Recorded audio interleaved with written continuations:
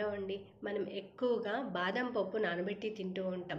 కానీ వేరుశనగ నానబెట్టి తినడం వల్ల ఏమేం లాభాలు ఉంటాయో మీకు తెలుసా? ఆహ్, మామూలుగా అయితే ఈ వేరుశనగని వేయించుకొని తింటారు, లేకపోతే ఉడికించుకొని తింటారు. కానీ మనం నానబెట్టుకొని తినడం వల్ల చాలా ఉపయోగాలు ఉంటాయి. అవేంటంటే వేరుశనగ నానబెట్టుకొని తినడం వల్ల మన బ్లడ్ ఫ్లో అనేది కంట్రోల్లో ఉంటుంది. అలాగే నానబెట్టిన వేరుశనగలు బెల్లంతో కలిపి తినడం వల్ల joint pains and back pains అనేవి తగ్గుతాయి.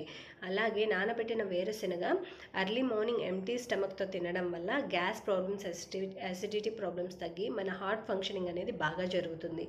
తరువాత ఈ నానబెట్టిన వేరుశనగలో న్యూట్రియంట్స్ అనేవి చాలా ఎక్కువగా ఉంటాయి. అలాగే ఫైబర్ కంటెంట్ కూడా ఎక్కువగా ఉంటుంది. తర్వాత ఇది తినడం వల్ల బ్లడ్లో షుగర్ లెవెల్స్ కూడా కంట్రోల్లో ఉంటాయి. ఈ వీడియో కనుక నచ్చినట్లయితే లైక్ చేయండి, షేర్ చేయండి, సబ్స్క్రైబ్ చేయండి. Thank you all. బాయ్.